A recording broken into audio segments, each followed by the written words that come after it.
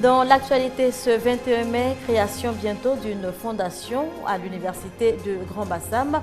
Objectif, aider les parents démunis à scolariser leur progéniture à l'extérieur du pays. Une série télévisée pour accentuer la sensibilisation sur le sida en Afrique du Sud. Et puis en Russie, expulsion d'un diplomate. Il est accusé d'être un espion. Voilà pour les titres. Madame, monsieur, bonjour. Direction Atlanta pour démarrer ce journal. C'est aux États-Unis. Le 14 mai dernier, 14 étudiants y ont reçu leur diplôme. Le week-end dernier, le diplôme donc de bachelor. Une fierté pour la Côte d'Ivoire. Les responsables de l'université veulent donc offrir la chance à plusieurs autres étudiants de s'offrir des études dans cette université de renom. Ils envisagent donc pour se faire une création de fondation. Michel Digré. La célébration du bachelor aux États-Unis suscite beaucoup d'engouement, autant chez les diplômés que chez leurs géniteurs. Les parents d'étudiants ivoiriens n'ont pas hésité à faire le voyage d'Atlanta pour soutenir leur môme. Ma fille a fini un bachelor en mathématiques et sciences actuariales. C'est un couronnement de beaucoup d'efforts. On se donne rendez-vous donc à Atlanta? Oui, rendez-vous à Atlanta, à la cérémonie. À la veille de l'événement, certains parents préparent le jour J. On va aller filmer la cérémonie, ramener le maximum d'images pour avoir beaucoup de souvenirs de cette cérémonie. Le bachelor correspond à la maîtrise dans le système éducatif ivoirien. Cette étape franchie, l'on pense déjà à l'avenir. La prochaine étape, ça sera le master, certainement. Mais le temps de souffler un peu et puis de reprendre des forces et de l'énergie. Voilà, pour continuer la route. J'espère qu'elle va pouvoir obtenir une bourse ou une aide parce qu'elle a quand même eu son diplôme avec distinction, summum cum laude. Et pour les parents, ça a été quand même très dur jusqu'à présent et j'espère qu'on va pouvoir avoir un relais compte tenu de ces résultats. Les études universitaires aux États-Unis coûtent excessivement cher. Pour aider les parents à supporter les frais de scolarité, mais surtout permettre aux élèves ivoiriens dont les parents n'ont pas suffisamment de moyens d'aller étudier aux États-Unis, l'Université internationale de Grand Bassam va procéder à la création d'une fondation. L'aide que la fondation va apporter sera vraiment centrée sur des étudiants méritants, mais n'ayant pas les moyens de s'offrir une éducation de qualité. Ces jeunes gens-là feront la fierté de la Côte d'Ivoire et en les éduquant, nous espérons qu'ils pourront revenir dans notre pays et développer ce pays et développer toute l'Afrique. Le lancement officiel de la fondation de l'Université internationale de Grand Bassam est prévu pour le mois de septembre prochain. 1991-2013, déjà 22 ans que Amadou Hampâté-Bâ a tiré sa révérence. Pour commémorer cet anniversaire, la fondation qui porte son nom a organisé une table ronde autour de l'importance de la maîtrise de la langue maternelle. Regardez. Écrivain, historien, philosophe, poète, conteur, chantre des civilisations et des cultures africaines, Amadou Hampâté-Bâ, encore dans la mémoire collective, ses nombreux ouvrages aident. Je connais Amadou Hampâté-Bâ à travers ses romans comme Le Petit Baudiel et L'étrange destin de Wanglin. Amadou Hampâté-Bâ, pour moi, c'est toute une mémoire, toute une bibliothèque qu'on a perdue. Parce que c'était quelqu'un, comme on peut le dire, qui avait des connaissances, qui avait des valeurs. Et je me dis aujourd'hui, s'il vivait, c'était quelqu'un qui allait pouvoir diriger la jeunesse.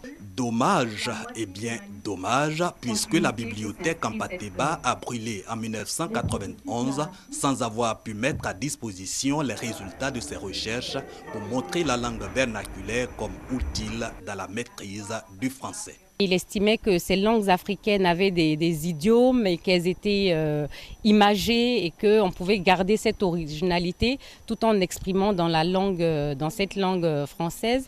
Et je crois que ces œuvres en sont un témoignage parce qu'elles portent tout le passage de l'oralité à l'écrit en portant le génie de la symbolique peul. 22 ans après la mort de l'écrivain, la Fondation Amadou Hampâté-Bâ a la tâche pour achever son œuvre. À la clé, des échanges sur la langue française, identité et différence.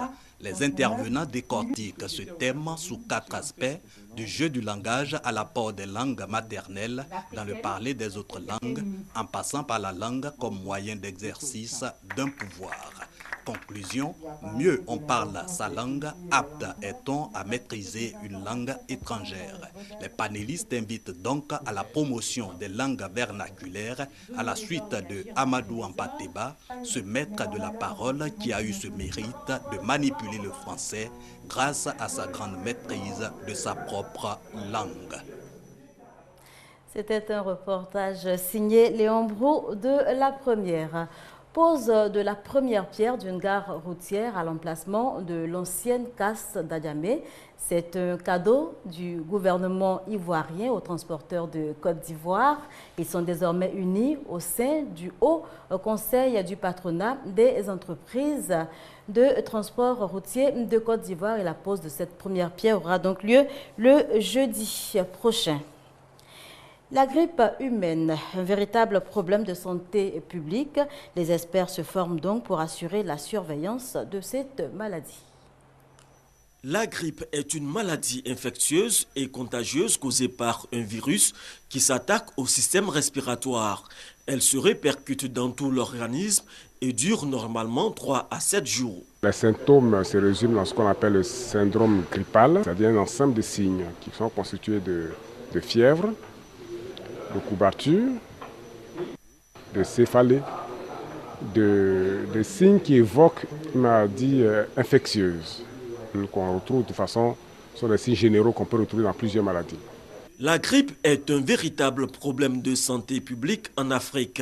Face à ce constat, des experts réfléchissent sur la surveillance de cette pandémie. Il était important de se réunir ensemble et de voir comment améliorer les systèmes de gestion des données et de rédaction scientifique des différents pays afin de rendre disponible à la communauté scientifique internationale le travail excellent que font les différents pays en matière de surveillance de la grippe. La grippe humaine, elle existe en Côte d'Ivoire. Et c'est en cela que l'atelier qui se tient est important, parce qu'il vise à renforcer les capacités des agents chargés de cette surveillance épidémiologique-là.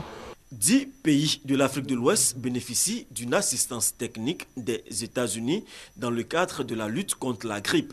Proposer un plan d'analyse des données épidémiologiques en vue de déterminer le fardeau réel de la maladie afin d'apporter des solutions, tel est l'objectif de cet atelier.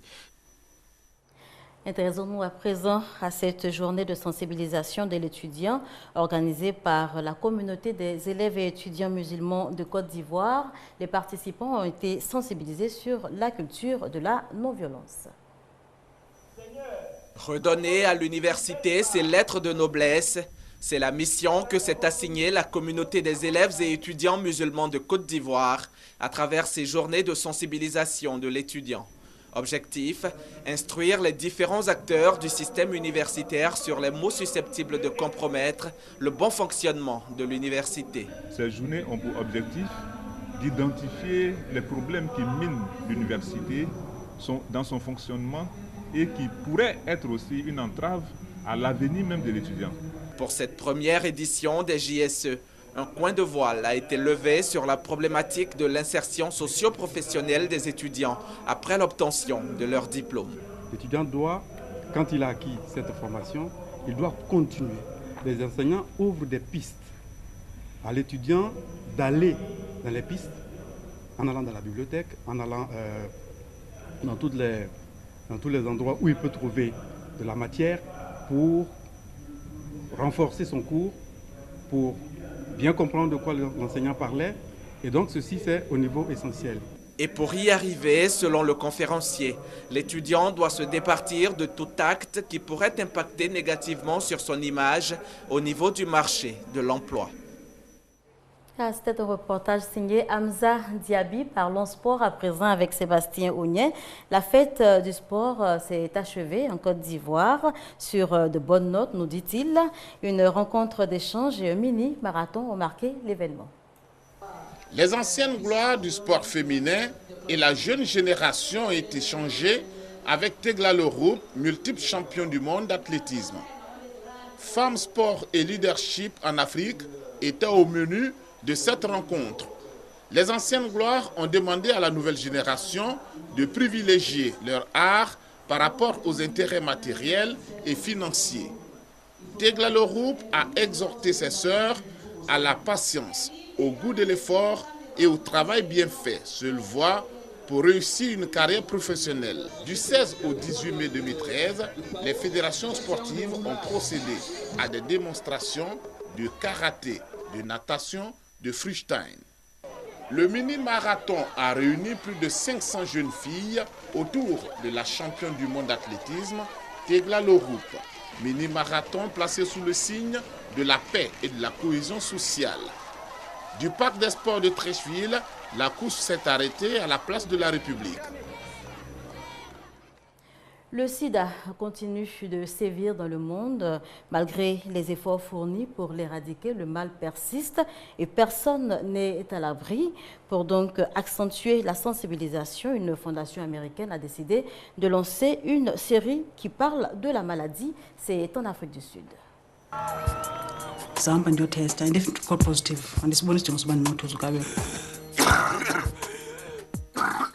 C'est la série télévisée qui captive l'Afrique du Sud. Une série qui parle du sida de manière inédite, sans fausse pudeur. Ici, on ne suit pas des personnages, mais le virus. Un virus qui passe de corps en corps et traverse toute la société sud-africaine. Intersection a été lancée par une fondation américaine. Ses producteurs ont imaginé une histoire différente chaque semaine, avec un message, le sida peut frapper tout le monde. Notre position n'est pas de dire « n'ayez pas de rapport sexuel » ou bien de faire la morale, mais c'est de dire « soyez prudents et protégez-vous ». C'est l'idée de départ d'Intersection. La seconde saison d'Intersection a débuté en février. Chaque semaine, Karabo et Mnikelo sont devant leur télévision, comme 1 million de Sud-Africains. Cette série sur un sujet d'habitude tabou est devenue le 2e programme le plus regardé dans le pays. Les précédentes séries qui traitent du même thème n'étaient pas à ce point crues, n'étaient pas aussi directes et ouvertes. Elles n'allaient pas aussi loin que celle-ci. La plupart des situations sont tirées de choses réelles, qu'on voit actuellement. On en fait l'expérience. Ce sont des choses dont on discute. Donc, on s'identifie facilement. Et c'est pour ça que la série est controversée. Les critiques ont parfois été vives, mais pas chez les jeunes, cible prioritaire de cette série et de son message de prévention. Ils sont jeunes, ils sont libérés, insouciants, ils font la fête. La nature même de cette population fait que c'est la plus difficile à toucher. Et malheureusement, nos études montrent que prêcher l'abstinence, la fidélité ou l'utilisation d'un préservatif, ça ne fonctionne pas.